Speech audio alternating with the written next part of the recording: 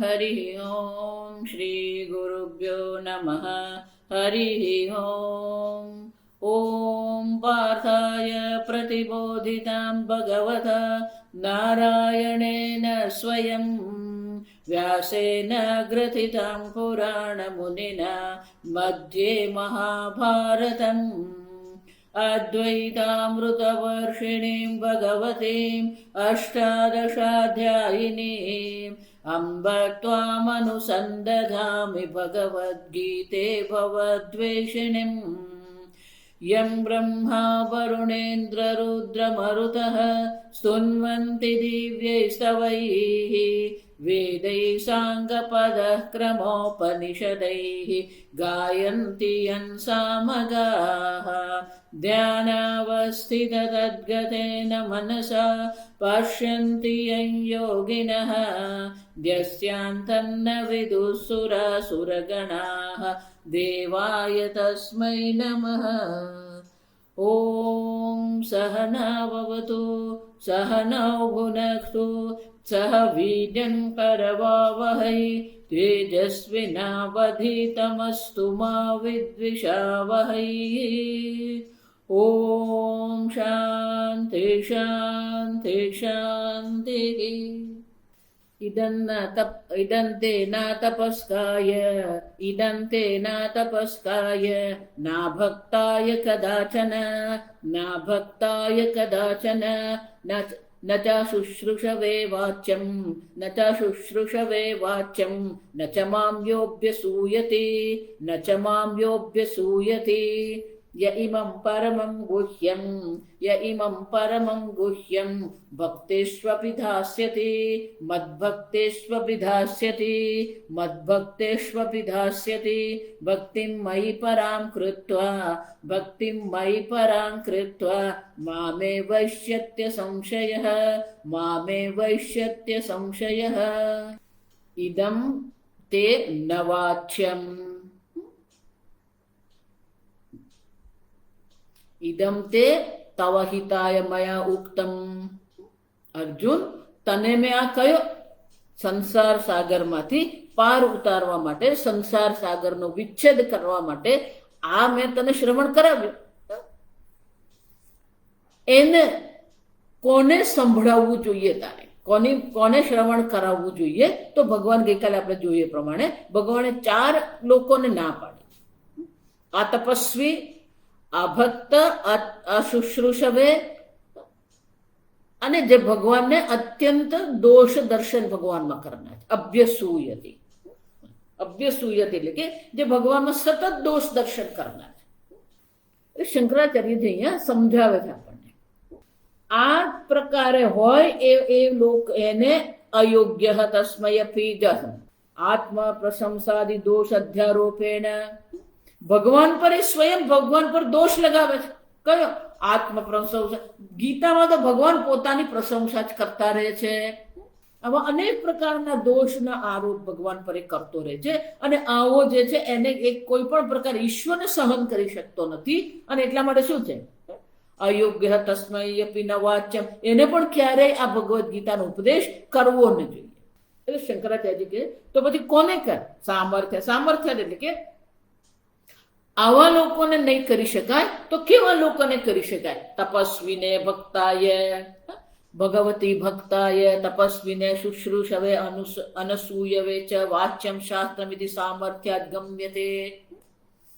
ભગવાને નકારાત્મક રીતે કહ્યું તો આપણે સકારાત્મક રીતે લઈ શકીએ કે જે તપસ્વી છે, જે ભગવાનનો ભક્ત છે, જે તપસ્વી છે, જેને શાસ્ત્ર શ્રવણમાં રુચિ છે, જા સમજો એટલું જ નહીં.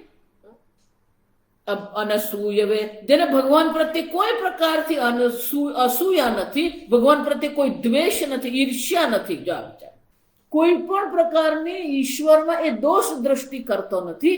આવી જે વ્યક્તિ છે એને અવશ્ય આપણે આ ઉપદેશ કરી શકીએ. એટલે શંકરાચાર્યજી કહે છે તત્ર મેધાવીને તપસ્વીને વા ઇતિ અનયોહો વિકલ્પ દર્શનાત. શંકરાચાર્યજી કહે છે કે અન્ય સ્મૃતિમાં આ વિકલ્પ છે. તપસ્વીને બદલે કયો શબ્દ છે? મેધાવીને. આ સમજો. તત્ર એટલે કે અન્ય સ્મૃતિ. આ ગીતા સ્મૃતિ છે. અન્ય સ્મૃતિમાં શું કહેવામાં આવ્યું? જો આ વિચાર.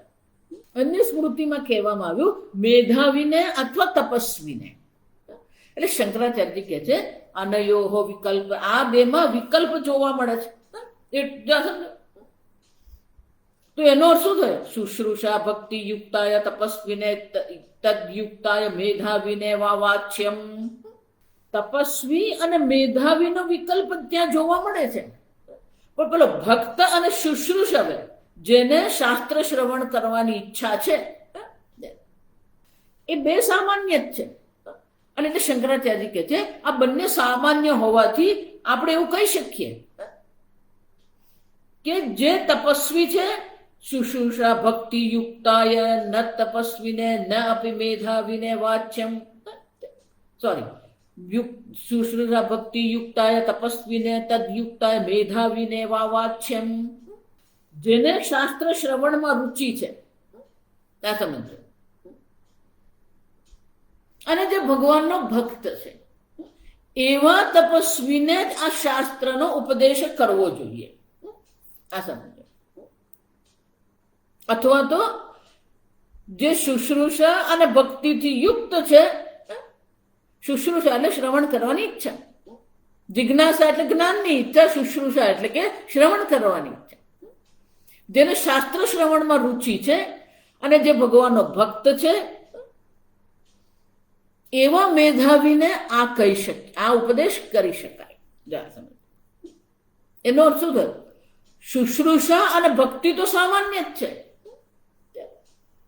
શાસ્ત્ર શ્રવણમાં રુચિ હોવી અને ભગવાનનો ભક્ત હોવું આ તો સામાન્ય જ છે. જો સમજ, એ બંને તો આવશ્યક છે જ. પણ એમાંથી એક મેધાવી છે, પંડિત છે, વિદ્વાન છે, બીજો તપસ્વી છે. તપસ્વીને પણ જો એ શુશ્રૂષા અને ભક્તિથી યુક્ત છે તો એવા તપસ્વીને આપણે કહી શકીએ, અથવા મેધાવી શુશ્રૂષા અને ભક્તિથી યુક્ત છે તો આપણે એને આ શાસ્ત્ર શ્રવણ કરાવી શકીએ. શુશ્રૂષા ભક્તિ વિયુક્તાય, જો એ શુશ્રૂષા અને ભક્તિ રહિત છે, ન તપસ્વીને ન મેધાવીને વાચ્યમ, ભલે ગમે તેવો મોટો તપસ્વી હોય, ભલે ગમે તેવો મેધાવી પંડિત હોય, એને ક્યારેય આ શ્રવણ નહીં કરાવવું. આમ શંકરાચાર્ય કહે છે શાસ્ત્ર શ્રવણની ઈચ્છા અને ભક્તિ બંને સામાન્ય છે. જો સમજો, ભક્તિનો કોઈ વિકલ્પ નથી. ભલે તમારું જીવન ગમે એટલું વ્યસ્ત હોય, એ વ્યસ્ત જીવનમાંથી પણ 10 મિનિટ કાઢીને તમે જપ કરો, પાઠ કરો. શંકરાચાર્ય એટલા માટે કહી રહ્યા કે જેને શાસ્ત્ર શ્રવણમાં રુચિ નથી અને જે ભગવાનનો ભક્ત નથી એને તો આ ક્યારેય નહીં, ભલે ગમે એવો પંડિત હોય, ગમે એવો વિદ્વાન હોય કે ગમે એવો મોટો તપસ્વી હોય, એને ઉપદેશ નહીં કરવો જોઈએ. એટલું જ નહીં, ભગવતી અસૂયા યુક્તાય સમસ્ત ગુણવતે અપી ન વાચ્યમ. જેને ભગવત પ્રત્યે મનમાં અનેક પ્રકારના દ્વેષ છે, દોષ બુદ્ધિ છે. આમ ભગવાન પ્રત્યે જેના મનમાં દોષ બુદ્ધિ છે એવાને પણ ક્યારેય આ ઉપદેશ નહીં કરવો જોઈએ. સમસ્ત ગુણવતે અપી. જો હવે તમને સમજાય છે કેમ હું કહું છું કે જે સંપ્રદાયમાં ઈશ્વર જ નથી એને ભગવદ ગીતા કેવી? જે સંપ્રદાયમાં ઈશ્વર જ નથી, ઈશ્વરની ભક્તિ નથી, એ કયો વૈદિક ધર્મ, એ કયો વૈદિક સંપ્રદાય?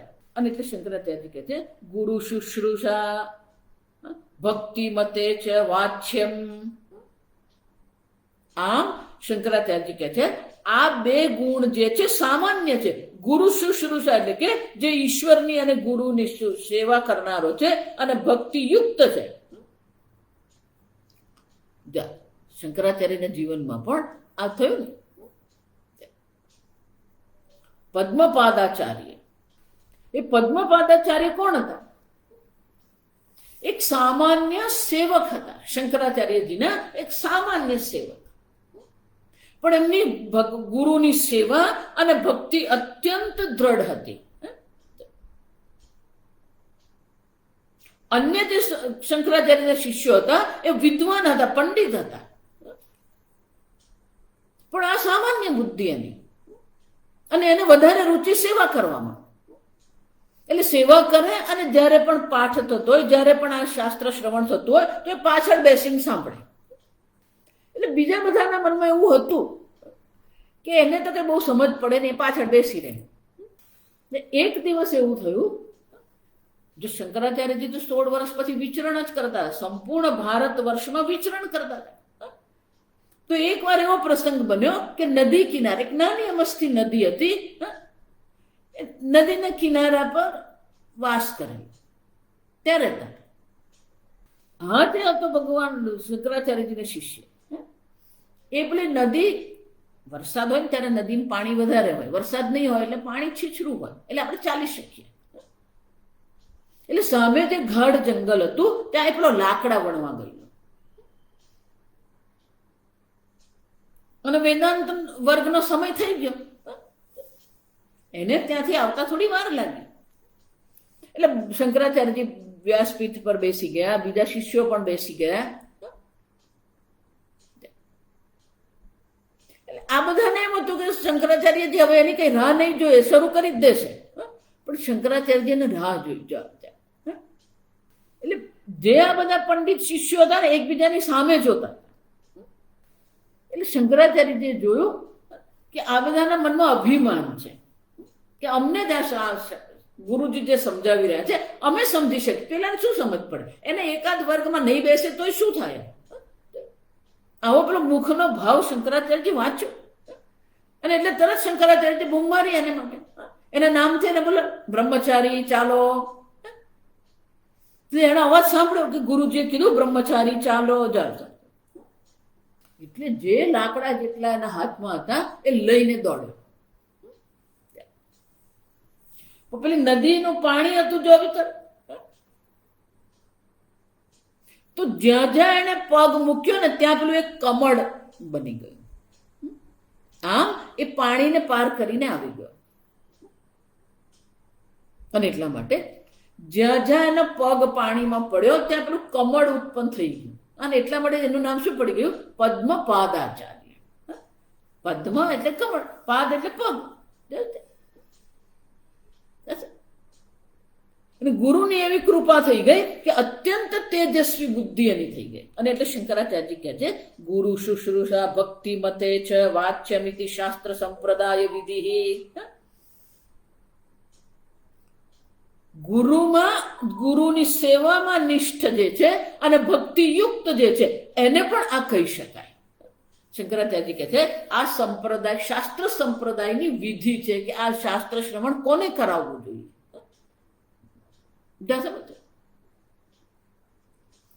ભક્તિ જ નથી, તપશ્ચર્યા નથી જીવનમાં. આપણે આગળ જોઈ યજ્ઞ દાન તપ કર્મ ન ત્યાજ્યમ કાર્યમેવ તથ. યજ્ઞ દાન તપશ્ચર્યા આપણું દૈનિક જીવન છે. રોજ ભગવાનની પૂજા આપણે કરીએ, રોજ દાન કરીએ. જો પહેલા દાન રોજ થતું જ હતું. પેલી એક રોટલી કૂતરાને આપીએ, એક રોટલી ગાયને આપીએ, પક્ષીઓને ચણ નાખીએ, મંદિરે રોજ દર્શન કરવા જવું, મંદિરમાં પણ દાન કરવું, તપશ્ચર્યા. અનેક પ્રકારના વ્રત કરવામાં આવતા. ગઈકાલથી શાકંભરી નવરાત્રીનો આરંભ થયો. શાકંભરી નવરાત્રી એક જ છે જેના 8મથી આરંભ થાય. બાકીની બધી જે છે એકમથી આરંભ થાય, પડવાથી આરંભ થતો. તો અનેક પ્રકારના આપણા ઉત્સવો છે, અનેક પ્રકારના વ્રત છે. એ વ્રત કરવું એ તપશ્ચર્યા છે. શાકંભરી નવરાત્રી એટલે કે માત્ર શાક જ ભોજનમાં લેવાનું. તપશ્ચર્યા પણ આપણું દૈનિક જીવન બનવું જોઈએ. અને એટલે શંકરાચાર્યજી કહે છે આમ આ સંપ્રદાયની વિધિ, શાસ્ત્ર સંપ્રદાયની વિધિ અહીંયા ભગવાન આપણને જણાવી રહ્યા છે કે જેના જીવનમાં તપશ્ચર્યા નથી, ત્યાગ નથી, વૈરાગ્ય નથી, જેના જીવનમાં ભક્તિ નથી, જેના જીવનમાં શાસ્ત્ર શ્રવણ માટેની રુચિ નથી, જે ગુરુની સેવા કરવા તૈયાર નથી, અને જે ઈશ્વરમાં દોષારોપણ કરનારો છે એને ક્યારેય નહીં કહેવાય. સમજો, એટલે હું કહું આજકાલ એક નવો ફેશન ચાલુ થઈ છે. He is very spiritual without religion, spirituality without આ વિચાર. હવે અહીંયા ભગવાન શું કહે છે? જો એ મારો ભક્ત નથી અને જો મારા પ્રત્યે દોષ દ્રષ્ટિ રાખે છે તો એના ઉપદેશ નહીં કરો. તમે રિલિજન એટલે કે ધર્મ અને અધ્યાત્મને અલગ નહીં કરી શકો. અધ્યાત્મ અને ધર્મ બે છે જ નહીં, એક જ છે. અધ્યાત્મ અને ધર્મ નહીં. આપણું લૌકિક જીવન પણ એક જ છે. આપણા લૌકિક જીવનમાં પણ ઈશ્વરની ભક્તિ છે જ. પરદેશી લોકોનું જે સેક્યુલરિઝમ આવી ગયું અને આપણા મગજ પર ઠોકી દીધું આ બધું. ધર્મ, અધ્યાત્મ, ભક્તિ આ કોઈ અલગ અલગ વાડા નથી. આપણું દૈનિક જીવન છે. આપણે આગળ જોઈ ગયા, ઈશ્વરના અનુગ્રહ વગર કઈ થઈ શકે એમ નથી. ઈશ્વરની ભક્તિ એ ધર્મ છે. ઈશ્વરના તત્વને જાણવું એ અધ્યાત્મ છે. અને ઈશ્વરના સ્મરણ સાથે જીવન જીવવું એ આપણું લૌકિક જીવન છે. આત્મા તમ ગિરિજામતિ પ્રાણા સહચરા શરીરમ ગૃહમ. દૈનિક જીવનમાં પણ એ ભક્તિ છે જ, વણાયેલી જ છે. અત્યારે હજી પણ એવા કેટલા ઘરો છે, કેટલાય ઘરોમાં રોજ ભોજન થાય એટલે ભગવાનને ભોજન ધરાવવાનું જ હોય. અને એટલે શંકરાચાર્યજી કહે છે ગુરુ સેવા કરનારો, શાસ્ત્ર શ્રવણમાં ઈચ્છા રાખનાર અને ભક્ત જે છે એને પણ આ શાસ્ત્ર શ્રવણ કરાવી શકાય. તો કે આવું શું કામ તમે કહો? સંપ્રદાયસ્ય કર્તુઃ ફલમિદાનીમ આહ. તો કે આ સંપ્રદાય જે કર્તુઃ, જો આ સંપ્રદાયને જીવંત રાખનારા જે છે એને કયા પ્રકારનું કર્મ ફળ પ્રાપ્ત થાય છે? જે આચાર્ય છે, ઉપદેશ કરનાર જે આચાર્ય જે છે, જે સંપ્રદાય કરતું, જે સંપ્રદાયને ગતિમાન રાખે, સંપ્રદાયને જીવંત રાખે છે. સદાશિવ સમારંભામ શંકરાચાર્ય મધ્યમામ અસ્મદાચાર્ય પર્યંતામ વંદે ગુરુ પરંપરા. ગુરુ પાસે આપણે શાસ્ત્ર શ્રવણ કર્યું છે તો એ જ પરંપરા આપણે ચાલુ રાખવાની છે. અને એટલે ભગવાન કહે છે આ પ્રકારથી મેં અર્જુન તને આ ભગવદ્ ગીતાનો ઉપદેશ કર્યો. હવે આ ભગવદ્ ગીતાનો ઉપદેશ જે છે એ ભગવદ્ ગીતાનો ગુરુમુખે ઉપદેશનું શ્રવણ કર્યા પછી એ ભગવદ્ ગીતાના ઉપદેશની પરંપરા જે ચાલુ રાખનાર જે છે એને કયા પ્રકારનું ફળ મળે છે એ ભગવાન સ્વયં એમ કહી રહ્યા છે. યૈમં પરમં ગુહ્યમ મદ્ભક્તેષુ અભિધાસ્યથી.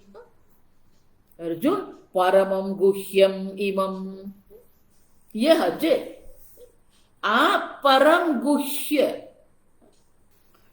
અત્યંત ગહન છે. મદ્ભક્તેષુ અભિધાસ્યથી. શંકરાચાર્ય કહે છે ઇમમ એટલે શું? ઇમમ યથોક્તમ પરમ નિશ્રેયસાર્થમ કેશવ અર્જુનયોઃ સંવાદ રૂપમ ગ્રંથમ ઇમમ. અર્જુન અને કેશવના સંવાદ રૂપે જે આ ભગવદ્ ગીતાનો જે ગ્રંથ જે છે એ ગ્રંથ કેવો છે? પરમમ ગુહ્યમ, અત્યંત ગહન છે, સમજો. અને એ જ ગ્રંથ શાના માટે? નિશ્રેયસાર્થમ, માત્ર ને માત્ર મોક્ષ પ્રાપ્ત કરવી, આ સંસારથી ઉપર ઉઠી જવું એનું પ્રયોજન છે. ગુહ્યમ ગોપ્યમ મદ્ભક્તેષુ મયી ભક્તિમત્સુ અભિદાસ્યતિ વક્ષ્યતિ.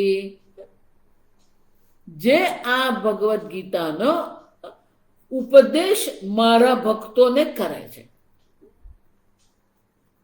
વક્ષ્યતિ, અભિદાસ્યતિ ભવિષ્યકાળ છે.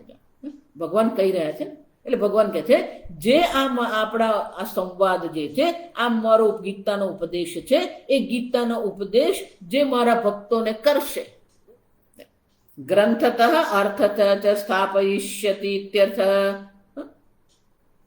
યથા ત્વયી મયા જ સમજે, જેવી રીતે મેં તને આ શ્રવણ કરાવ્યું છે એવી જ રીતે અર્થતઃ ગ્રંથતઃ, અર્થ અને ગ્રંથ બંને,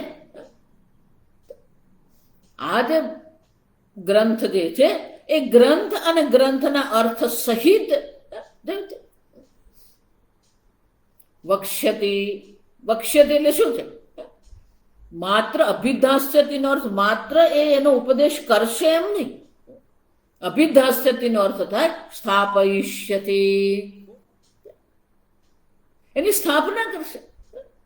આમ આપણા બહેનો આજે સંવાદ ભગવદ્ ગીતા રૂપી ઉપદેશ જે છે એ ઉપદેશની પરંપરાની જે સ્થાપના કરશે. મેં તો તને આ સંભળાવ્યું જ છે અર્જુન, પણ હવે જે ગુરુ એના શિષ્યને કહેશે, એનો શિષ્ય એના શિષ્યને કહેશે, આ પ્રકારથી આ ભગવદ્ ગીતાના ઉપદેશની પણ ગ્રંથતઃ અર્થતઃ શું કરશે? પરંપરાની જે સ્થાપના કરશે. જો એટલે ભગવદ્ ગીતાનું શ્રવણ કરવું એ ઈશ્વરનો અનુગ્રહ છે. ભગવદ્ ગીતાનો ઉપદેશ કરવો પણ ઈશ્વરનો અનુગ્રહ છે. ભગવાન કહે છે આ પ્રકારથી આ ઉપદેશ જે છે એ ઉપદેશની જે સ્થાપના કરશે, પરંપરાની સ્થાપના કરશે, એટલું જ નહીં, એના શિષ્યોને એ સંભળાવશે તો શું થશે? મયી ભક્તિમ પરામ કૃત્વા ભક્તેહે પુનઃ ગ્રહણાત મદ્ભક્તિ માત્રેણ કેવલેન શાસ્ત્ર સંપ્રદાને પાત્રમ ભવતીતિ ગમ્યતે. શંકરાચાર્ય કહે છે આ ભગવાન ફરી ફરીને પેલો ભક્તિ શબ્દ વાપરે જ. તો ભક્તિ શબ્દ પુનઃ ગ્રહણાત, આગળ તો કઈ કે અભક્તાય, જે મારો ભક્ત નથી એને નહીં કહેવાનું. એનો અર્થ કે જે મારો ભક્ત છે, જેને શાસ્ત્ર શ્રવણમાં રુચિ છે, એને આ ઉપદેશ કરી શકાય. શંકરાચાર્ય કહે છે પેલા 4 શબ્દોમાંથી ફક્ત પેલો ભક્તિ શબ્દ જ અહીંયા ગ્રહણ કરવામાં આવે અને ફરીથી ભક્તિ ગ્રહણ કરવામાં આવ્યો, ભક્તિ શબ્દ અહીંયા ગ્રહણ કરવામાં આવ્યો અને એને કારણે જ આપણે એવું કહી શકીએ મદ્ભક્તિ માત્રેણ કેવલેને શાસ્ત્ર સંપ્રદાને પાત્રમ ભવતીતિ ગમ્યતે. માત્ર ને માત્ર ભગવાનની ભક્તિથી જ વ્યક્તિ આ શાસ્ત્ર શ્રવણ માટે, શાસ્ત્ર સંપ્રદાય માટે પાત્ર બને છે, યોગ્ય બને છે. આપણે ગુજરાતી લાયકાત પ્રાપ્ત થાય. હું એટલા માટે કહું છું કે ગમે એટલું વ્યસ્ત જીવન હોય, થોડો વખત તો કાઢો ભગવાન માટે. તમે શાંતિથી બેસીને એક ખૂણામાં બેસીને જપ કરી લેવાનું, શાંતિથી એક ખૂણામાં બેસીને પાઠ કરી લેવાનો. અને એટલે શંકરાચાર્ય કહે છે કે પેલો ભક્તિ શબ્દનો ફરીથી ભગવાન અહીંયા આગળ કહી રહ્યા છે મયી ભક્તિમ પરામ કૃત્વા જ. અને એટલા માટે જ શંકરાચાર્ય કહે છે ભક્તિ માત્રેણ કેવલેન શાસ્ત્ર સંપ્રદાને પાત્રમ ભવતીતિ ગમ્યતે. માત્ર ભક્તિથી પણ એ શાસ્ત્ર સંપ્રદાય માટે યોગ્ય બની શકે. જ્યાં ભક્તિનું સામર્થ્ય છે આ સમજો. લોકોને ભક્તિનું સામર્થ્યનું જ્ઞાન નથી ને એટલે લોકો ભક્તિને બાયપાસ કરી રહ્યા છે. તો કે કેવી રીતે કહેશે, કેવી રીતે શાસ્ત્ર શ્રવણ કરાવશે? ભક્તિમયી પરામ કૃત્વા, મારામાં પરમ ભક્તિ કરીને ભગવતઃ પરમ ગુરોઃ શુશ્રૂષા મયા ક્રિયતે ઇતિ એવં કૃત્વા. આ ભગવદ્ ગીતાનું શ્રવણ જ્યારે કરાવવામાં આવે છે ત્યારે એવી ભાવના કેળવવામાં આવે છે કે આ શ્રવણ દ્વારા હું ભગવાનની શું કરું છું? ભક્તિ કરી રહ્યો છું. પરમ ગુરુ સ્વરૂપ જે ભગવાન છે, ભગવતઃ પરમ ગુરોઃ શુશ્રૂષા મયા ક્રિયતે, આ ભગવદ્ ગીતાના ઉપદેશ હું કરી રહ્યો છું એ પણ ભગવાનની સેવા જ છે, ભગવાનની ભક્તિ છે. ભગવાનના ભક્તિ સ્વરૂપે જ આ ઉપદેશ કરવામાં આવે. આ ભગવદ્ ગીતાનો ઉપદેશ કરવો એ પણ ભગવાનની ભક્તિનો એક ભાગ જ છે. માત્ર શ્રવણ નથી કરવાનું. ભગવાન કહે છે કે આ ભગવદ્ ગીતાનું શ્રવણ તો કર્યું, શ્રવણ કર્યા પછી હવે તમે શ્રવણ કરાવો. કેમ? કારણ કે સંપ્રદાયને આપણે ચાલુ રાખવાનું. સંપ્રદાય અટકી નહીં જવો જોઈએ. ભલે ને એક જ વ્યક્તિ મળે, એક વ્યક્તિ મળે તો એકને સંભળાવો. 5 મળે તો 5ને સંભળાવો. સ્વામીજી બહુ સરસ કહેતા કે આ ભગવાનનું જે જ્ઞાન જે છે પરમ ગુહ્ય છે, એટલે બધાને જ એમાં રુચિ થાય એવું સંભવ જ નથી. અને 7મા અધ્યાયમાં તો ભગવાન સ્પષ્ટ રૂપે કહી ગયા, મનુષ્યાણામ સહસ્રેષુ કશ્ચિદ યતતિ યતતામપી સિદ્ધાનામ કશ્ચિદ મામ વેત્તિ તત્વતઃ. હજારો મનુષ્યમાં કોકને આ રુચિ થાય અને એ રુચિમાં પ્રયત્ન કરનાર યતતઃ. જ્યાં સમજો રુચિ થવા માત્રથી કંઈ જ નથી, એને માટે પ્રયત્ન કરવો પડે, એને માટે સમય કાઢવો પડે, એને માટે આપણા જીવનને અનુકૂળ બનાવવું પડે. ભલે 1 જ કલાક સવાર સાંજ આપણે શ્રવણ કરીએ છીએ, પણ બાકીનો વખત પણ આપણે શું કરવું પડે, એ પ્રકારથી આપણે સમયની તાલિકા ગોઠવી દઈએ કે પેલું શ્રવણ કરી શકીએ. અને એટલે ભગવાન અહીંયા કહી રહ્યા છે કે આ ભગવદ્ ગીતાનો ઉપદેશ જ એના માટે ભક્તિ છે. પરામમયી પરામ ભક્તિમ કૃત્વા, ભગવાનમાં જ પરાભક્તિ કરીને પરમ ગુરો શુશ્રુમયા ક્રિયતે ઇતિ, કઈ રીતે એ ભક્તિ છે. આ ઉપદેશ દ્વારા પણ હું ભગવાનની ભક્તિ જ કરી રહ્યો છું. તસ્યૈદમ ફલમ, ભગવાન કહે છે આ પ્રકારથી જે ભગવદ્ ગીતાનો મારા ભક્તોને ઉપદેશ કરશે, એટલું જ નહીં આ ઉપદેશના સંપ્રદાયને પણ એ પ્રસ્થાપિત કરે છે. અને જ્યારે પણ એ ઉપદેશ કરી રહ્યો છે ત્યારે એના મનમાં આ જ ભાવના છે કે આ ઉપદેશ દ્વારા પણ હું ભગવાનની ભક્તિ જ કરી રહ્યો છું. 3 વસ્તુ થઈ ને, સમજો. આ ઉપદેશ મારા ભક્તોને જ કરવાનો છે અને આ ઉપદેશ મારા ભક્તોને કરીને આ પરંપરાને પ્રસ્થાપિત કરવાની છે. અને એ જ્યારે ઉપદેશ કરવામાં આવી રહ્યો છે ત્યારે મનમાં એવી ભાવના કેળવવાની છે કે આ ઉપદેશ જ્યારે હું કરું છું તો ઉપદેશ દ્વારા હું ભગવાનની ભક્તિ કરી રહ્યો છું. ઉપદેશ કરવો પણ ભગવાનની ભક્તિ જ છે, માત્ર શાસ્ત્ર શ્રવણ કરવું એ જ નહીં.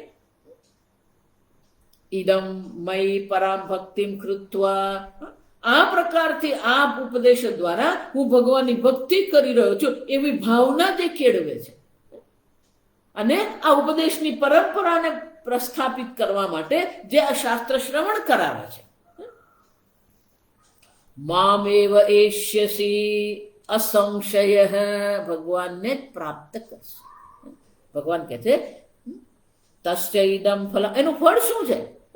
મામ એવ એષ્યતિ, એને મારી જ પ્રાપ્તિ થશે. મુચ્યતે એવ, અને મારી જ પ્રાપ્તિ થશે. એનો અહીંયા અને અત્યારે જ મોક્ષ થઈ જશે, એમાં કોઈ સંશય નથી. આમ ગીતાનું શ્રવણ તો કરવાનું જ છે, પણ જ્યારે આપણે ગીતાનું શ્રવણ કરાવીએ તો કોને નહીં કરવો જોઈએ ઉપદેશ, અને કોને ઉપદેશ કરવો જોઈએ. અને જ્યારે ઉપદેશ કરવામાં આવી રહ્યો છે ત્યારે ભાવના કેળવવાની છે કે આના દ્વારા હું જે પરંપરા છે એ પરંપરાને પ્રસ્થાપિત કરીશ, પરંપરાને હું ગતિમાન રાખીશ અને આના દ્વારા હું ભગવાનની ભક્તિ કરી રહ્યો છું એવી ભાવના કેળવવામાં આવે તો એને મોક્ષની પ્રાપ્તિ અવશ્ય થાય. જો એટલે હું તમને કહું, શ્રવણ કરવું અને શ્રવણ કરાવવું, એ શ્રવણ કરાવવું પણ શ્રવણનો એક ભાગ જ છે. કે જ્યારે આપણે શાસ્ત્ર શ્રવણ કોઈને કરાવીએ ને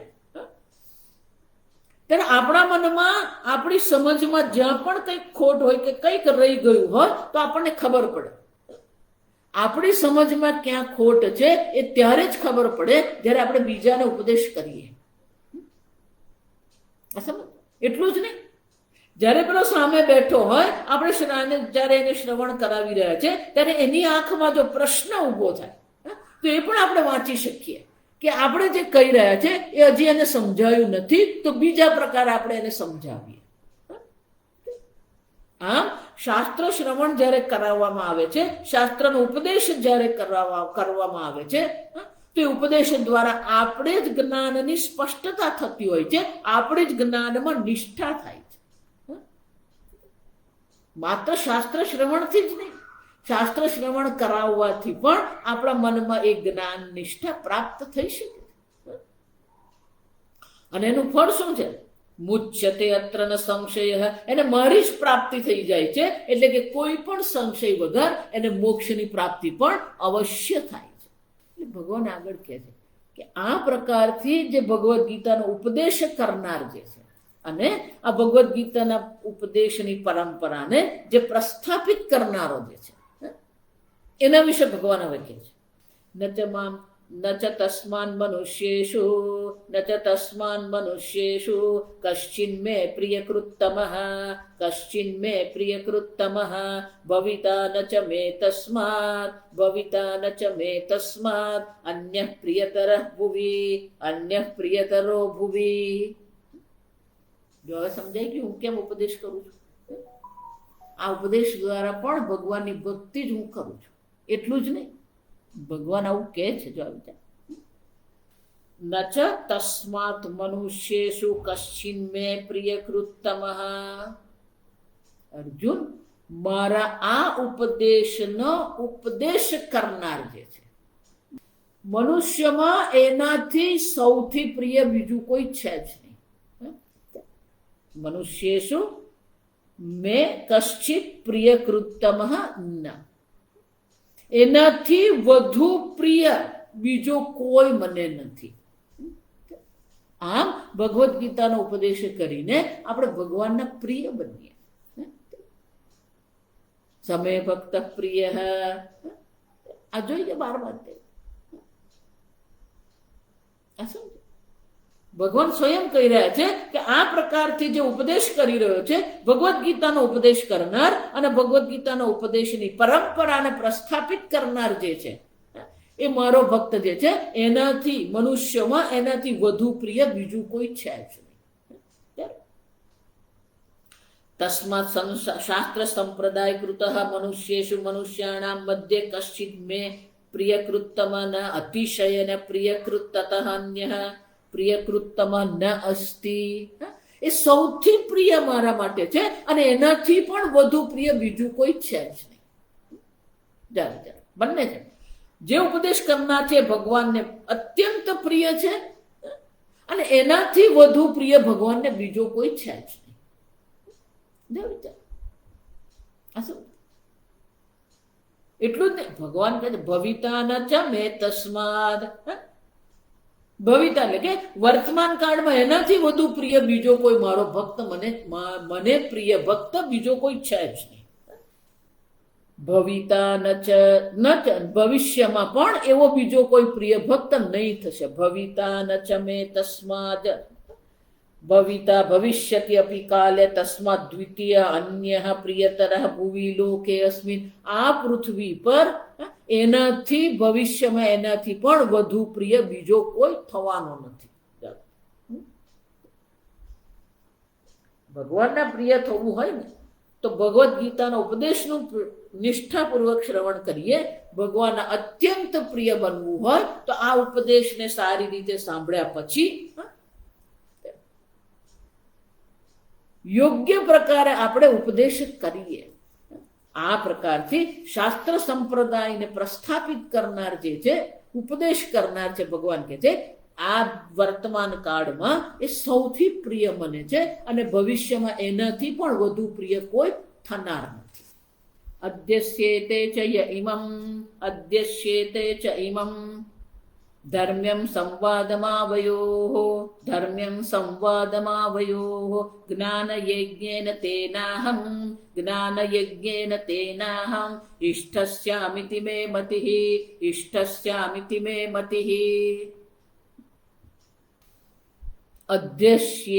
અધ્યસ્યતે ચ ય ઇમમ ધર્મ્યમ સંવાદમ આવયો. અર્જુન, આપણા બેનો આ જે સંવાદ જે છે જે ધર્મ્યમ એટલે કે ધર્મયુક્ત છે. આગળ ભગવાને ભક્તિ દર્શાવી, ભક્તિ માત્ર એને. અહીંયા ભગવાન શું કે ધર્મ્યમ, જે ધર્મયુક્ત છે. ભગવદ્ ગીતાના શાસ્ત્રનું શ્રવણ, ગીતા શાસ્ત્રનું શ્રવણ કરવું એ ધર્મયુક્ત છે. ધર્મ ને અધ્યાત્મને અલગ નહીં કરવાનો, આ સમજો. ભગવાન ભક્તિનો કોઈ વિકલ્પ નથી. અને એટલે ભગવાન અહીંયા કહે છે આપણા બેનો આ જે સંવાદ આવ્યો હોય, એટલે અર્જુનને ભગવાન કહી રહ્યા છે કે અર્જુન, તારો અને મારો, આપણા બેનો આ જે સંવાદ જે છે, ઇમમ ધર્મ્યમ, બિલકુલ ધર્મયુક્ત છે. એનો શું છે? અધ્યસ્યેથે પઠિષ્યથી, જે આપણા બેના સંવાદનો અધ્યયન કરશે. અધ્યસ્યતિ એટલે કે જે આપણા બેના સંવાદનું અધ્યયન કરશે. કેવી રીતે? જ્ઞાન યજ્ઞેના, આ જ્ઞાન યજ્ઞ દ્વારા, એટલે કે ગીતા શાસ્ત્રના શ્રવણ દ્વારા જે આપણા બેના સંવાદનો અધ્યયન કરી રહ્યો છે, તો એ જે છે એ અધ્યયન શું છે? જ્ઞાન યજ્ઞેના. આમ ભગવદ્ ગીતાના શાસ્ત્રનું શ્રવણ કરવું અને અથવા શ્રવણ કરાવવું એ શું છે? જ્ઞાન યજ્ઞ છે. એટલે શંકરાચાર્ય બહુ સુંદર કે છે અહીંયા, વિધિ જપ ઉપાંશુ માનસાનામ યજ્ઞાનામ જ્ઞાન યજ્ઞ માનસત્વાદ વિશિષ્ટતમ ઇતિ. જ્ઞાન યજ્ઞથી પણ તો કે ભગવાન આ જ્ઞાન યજ્ઞ કેમ કે છે? કારણ કે વિધિ યજ્ઞ, શાસ્ત્રમાં અનેક પ્રકારના યજ્ઞનું વિધાન કરવામાં, એને વિધિ યજ્ઞ કહેવાય. એ જ રીતે જપ યજ્ઞ, ભગવાન આગળ કહી ગયા યજ્ઞાનામ જપ યજ્ઞોસ્મિ, સર્વ યજ્ઞોમાં જપ યજ્ઞ હું છું. એક છે જે શાસ્ત્ર જે અનેક પ્રકારના યજ્ઞ કર્મનું વિધાન કરે છે, એ વિધિ યજ્ઞ છે. બીજો જપ યજ્ઞ છે. ઉપાંશુ યજ્ઞ, ઉપાંશુ એટલે કે માત્ર આપણે સાંભળી શકીએ એ પ્રકારે ભગવાનને નામ સ્મરણ કરતા રહીએ, એને ઉપાંશુ જપ કહેવાય. ચાલો, માનસાનામ યજ્ઞાનામ, માનસ યજ્ઞ. આમ શંકરાચાર્યજી કહે છે આ જે 4 પ્રકારના યજ્ઞ છે, વિધિ યજ્ઞ છે, જપ યજ્ઞ છે, ઉપાંશુ યજ્ઞ છે, સતત ભગવાનના નામનું સ્મરણ કરતા રહે. ઘણા બધા લોકોને એવી આદત હોય, કૃષ્ણ કૃષ્ણ કૃષ્ણ બોલતા, ઓમ નમઃ શિવાય ઓમ નમઃ શિવાય બોલતા રહે, ઉપાંશુ કહેવાય. અથવા તો માનસાનામ, માનસિક રીતે ભગવાનના નામનું સ્મરણ કરતો રહે. આ બધા યજ્ઞોમાં, માનસાનામ યજ્ઞાનામ, આ બધા યજ્ઞોમાં જ્ઞાન યજ્ઞ માનસત્વાદ વિશિષ્ટતમ, આ બધા યજ્ઞોમાં આ જ્ઞાન યજ્ઞ જે છે એ સૌથી શ્રેષ્ઠ છે. કેમ? માનસત્વાદ, માનસ છે, બુદ્ધિમાં છે. ભગવદ્ ગીતા આપણી બુદ્ધિ માટે છે. આપણી બુદ્ધિમાં એ સમજદારી આપણે કેળવવાની છે કે આપણું જીવન જ ભક્તિમય બની જાય, ઈશ્વરમય બની જાય. અને શંકરાચાર્ય અતઃ તેન જ્ઞાન યજ્ઞ ગીતા શાસ્ત્ર છે અધ્યયનમ સ્તુયતે, આના દ્વારા શંકરાચાર્યજી કહે છે કે આના દ્વારા ભગવાન આ ગીતા શાસ્ત્રના અધ્યયનની સ્તુતિ કરી રહ્યા છે. આમ આ ગીતા શાસ્ત્રના અધ્યયનને ભગવાન જ્ઞાન યજ્ઞ કહે છે. જો આ સમજો. અને એ જ્ઞાન યજ્ઞ જે છે,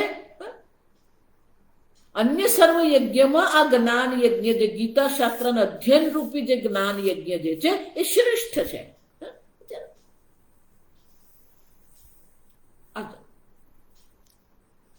શંકરાચાર્ય કહે છે એના દ્વારા શું કરવાનું છે?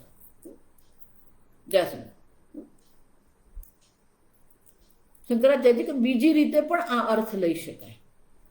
ફલ વિધિ એવ વા દેવતાદિ વિષય જ્ઞાન યજ્ઞ ફલ તુલ્યમસ્ય ફલમ ભવતી. શંકરાચાર્ય કહે છે જ્ઞાન યજ્ઞ શબ્દ દ્વારા કહે છે કે જેમ દેવતાઓને આપણે યજ્ઞ, દેવતાઓના યજ્ઞ કરીએ અને એ જેમ યજ્ઞનું ફળ આપણને પ્રાપ્ત થાય છે, એ જ રીતે આ પણ જ્ઞાન યજ્ઞ છે. ભગવદ્ ગીતાનો ઉપદેશ કરીએ છીએ અથવા ઉપદેશ કરાવીએ છીએ, એ પણ જ્ઞાન યજ્ઞ છે અને એના દ્વારા પણ પુણ્ય ફળની પ્રાપ્તિ થાય છે.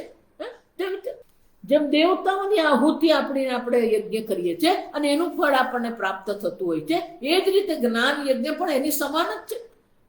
જ્ઞાન દેવતાદિ વિષય જ્ઞાન યજ્ઞ ફલ તુલ્યમ, દેવતાઓનો યજ્ઞ કરીને આપણને ફળની પ્રાપ્તિ થાય, એમ આ જ્ઞાન યજ્ઞ દ્વારા પણ આપણને એ જ પ્રકારના ફળની પ્રાપ્તિ પણ થાય જ છે.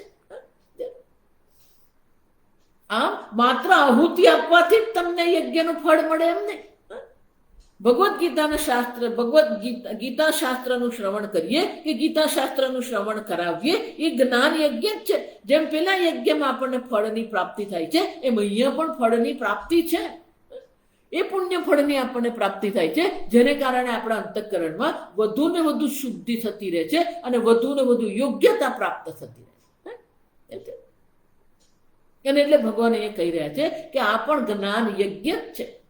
જેમ દેવતાના યજ્ઞથી પુણ્ય ફળની પ્રાપ્તિ થાય છે, એમ અહીંયા પણ તમને પુણ્ય ફળની પ્રાપ્તિ થવાની જ છે. શાસ્ત્ર શ્રવણ પણ કર્મ છે, એનાથી પણ આપણને પુણ્ય ફળની પ્રાપ્તિ થશે. પણ એ પુણ્ય ફળ કેવું છે? એ પુણ્ય ફળ આપણને ભૌતિક સુવિધા આપનારું ફળ નથી, પણ આપણા અંતઃકરણમાં યોગ્યતા પ્રાપ્ત કરાવે છે. આપણા અંતઃકરણ શાંત અને પ્રસન્ન કરે છે.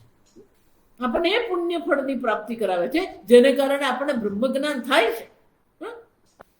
પણ એ બ્રહ્મજ્ઞાનથી શું? તેન જ્ઞાન યજ્ઞ અધ્યયન અહમ ઈષ્ટ પૂજિત ત્યાં ભવેયમિતિ મમ મતિ.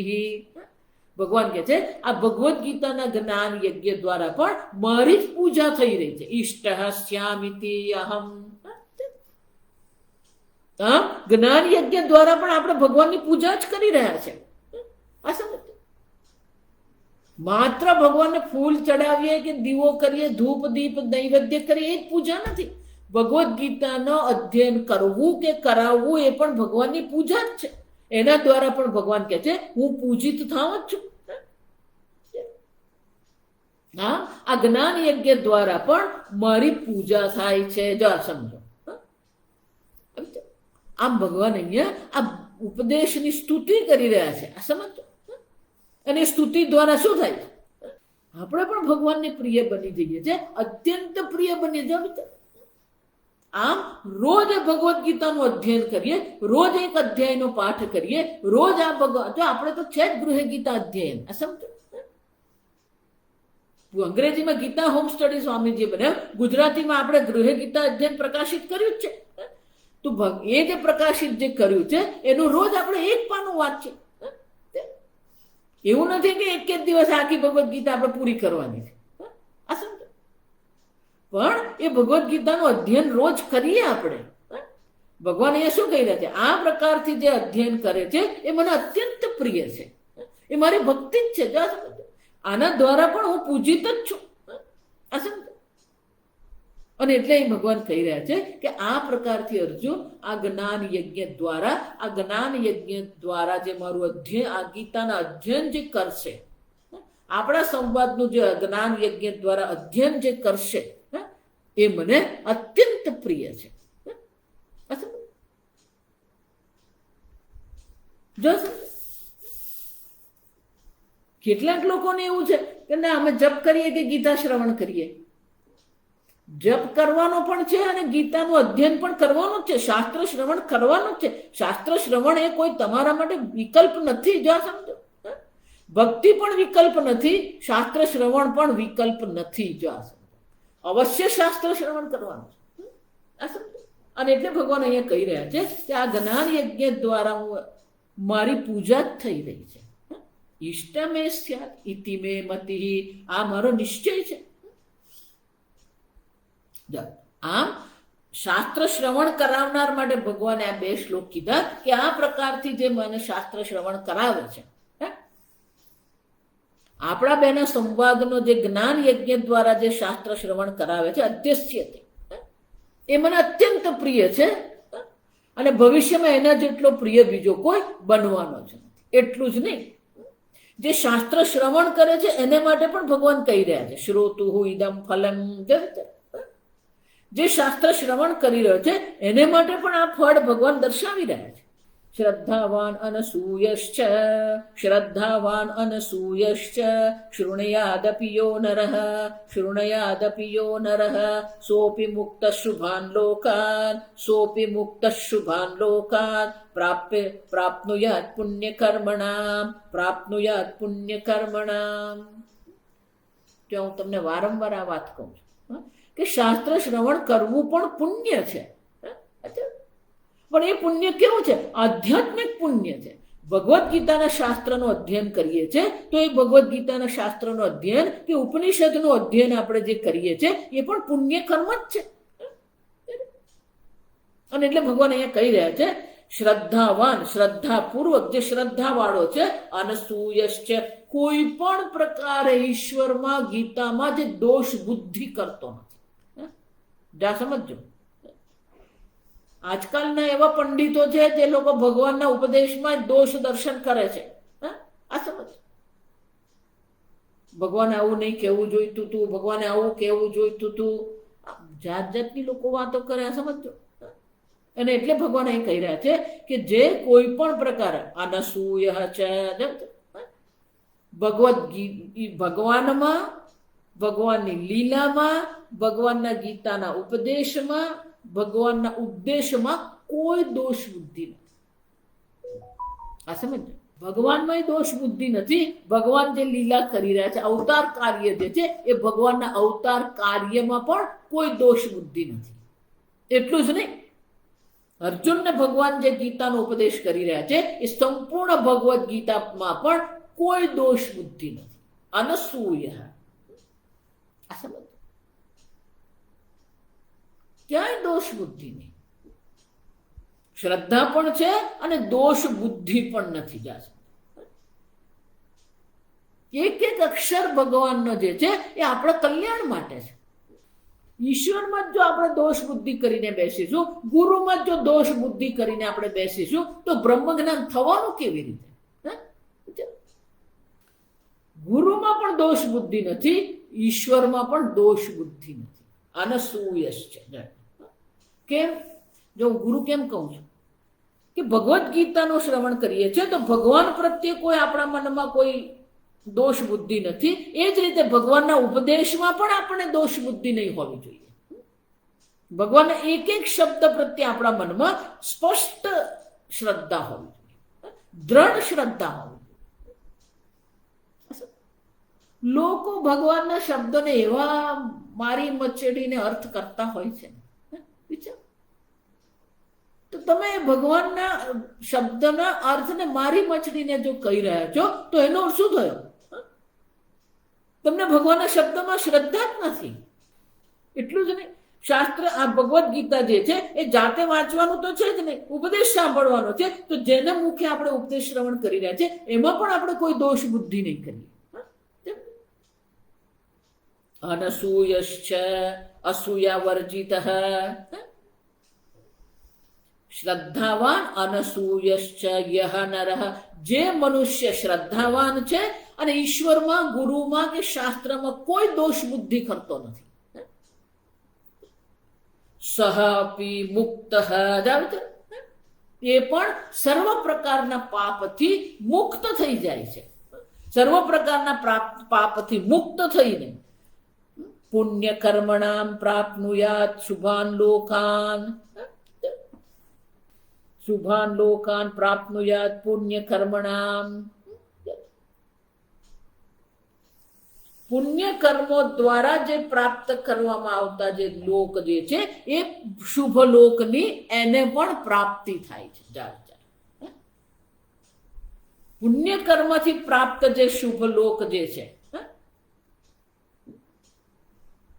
એ શુભ લોકની એને પ્રાપ્તિ થાય છે. કેમ? પુણ્ય કર્મણા, જેમ પેલા પુણ્ય કર્મ કરનારાઓ જે છે એને પુણ્યને કારણે શુભ લોકની, પુણ્ય લોકની પ્રાપ્તિ થાય છે, ઉર્ધ્વ લોકની પ્રાપ્તિ થાય છે. એ જ રીતે જે આ ભગવદ્ ગીતાનું શાસ્ત્રનું શ્રવણ કરી રહ્યો છે, શ્રદ્ધાપૂર્વક કરે છે, ગુરુ શાસ્ત્ર અને ઈશ્વરમાં કોઈ પ્રકારે દોષ બુદ્ધિ કરતો નથી, સહાપી મુક્ત, એને પણ આ મોક્ષની પ્રાપ્તિ, એ પણ સર્વ પ્રકારના પાપથી મુક્ત થઈ જાય છે. શંકરાચાર્ય અહીંયા કહે છે શૃણ્યાદપી યહ નરઃ, જે મનુષ્ય શૃણ્યાદ, જે મનુષ્ય સાંભળે છે. જો આ સમજો તો શૃણ્યાદ કહેવાનું હોય, શૃણ્યાદ અપી. તે પેલો અપી શબ્દ શાના માટે છે? અપી શબ્દાત કિમુતુ અર્થ જ્ઞાનવાન. શંકરાચાર્ય કહે છે ભગવદ્ ગીતા શાસ્ત્રના શ્રવણ કરવા માત્રથી જ પુણ્યની પ્રાપ્તિ થાય છે, ઈશ્વરના પ્રિય બનીએ છે, એને પાપથી મુક્તિ મળે છે. કિમુત, તો પછી તો કેવું જ શું? અર્થતઃ, ભગવદ્ ગીતાના એક એક શબ્દના અર્થનું જે શ્રવણ કરી રહ્યો છે, અર્થને જે સમજી રહ્યો છે, એને તો અનેક ગણું પુણ્યની પ્રાપ્તિ થશે. સાંભળવા માત્ર સુણ્યાદપી એટલે કે સાંભળવા માત્રથી જ એને પુણ્યની પ્રાપ્તિ થાય છે, સર્વ પ્રકારના પાપથી એ મુક્ત થઈ જાય છે. તો પછી સાંભળવા માત્રથી જ જો આટલું પુણ્ય મળતું હોય અને શુભ લોકની પ્રાપ્તિ થઈ શકતી હોય, તો પછી અર્થતઃ જો આપણે જે કરી રહ્યા છે, વર્ષોથી આપણે આ ભગવદ્ ગીતાનું અધ્યયન કરી રહ્યા છે, આ સમજો, તો જે અર્થતઃ ભગવદ્ ગીતાને સમજવાનો પ્રયત્ન કરી રહ્યો છે, એને તો અનેક ગણું પુણ્ય પ્રાપ્ત થાય છે. આ સમજ. આમ ભગવાને ગીતા શાસ્ત્ર જે છે એ ગીતા શાસ્ત્ર શ્રવણ કરાવનાર અને શ્રવણ કરનાર બંનેને માટેની વિધિ પણ દર્શાવી. કોને આ શ્રવણ કરાવવું જોઈએ, કોને આ શ્રવણ ન કરાવવું જોઈએ, અને એ શ્રવણ કરાવનાર મારો અત્યંત પ્રિય ભક્ત છે, અને જે શ્રવણ કાર્ય કરનારો છે, જે અધ્યયન કરનારો છે, એ પણ મારો પ્રિય ભક્ત છે, અને આ અધ્યયન દ્વારા જ મારી જ ભક્તિ થઈ રહી છે, મારી જ પૂજા થઈ રહી છે. અને તે શ્રદ્ધાપૂર્વક કોઈ પણ પ્રકારની ઈર્ષ્યા વગર, દોષ બુદ્ધિ વગર જે શ્રવણ કરે છે, શ્રવણ કરવા માત્રથી જ એને શુભ લોકની પ્રાપ્તિ થાય છે. તો અર્થતઃ જે શ્રવણ કરી રહ્યો છે એને તો અનેક ગણું પુણ્યની પ્રાપ્તિ અવશ્ય થાય છે.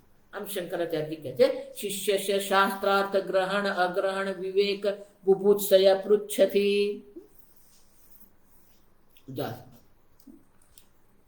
ભગવાન હોય કે આચાર્ય ગુરુ હોય, મનુષ્ય હોય, આ સમજો, શિષ્યને ઉપદેશ તો કરે જ છે, પણ શિષ્યને ઉપદેશ કર્યા પછી શિષ્ય શાસ્ત્ર ગ્રહણ અગ્રહણ,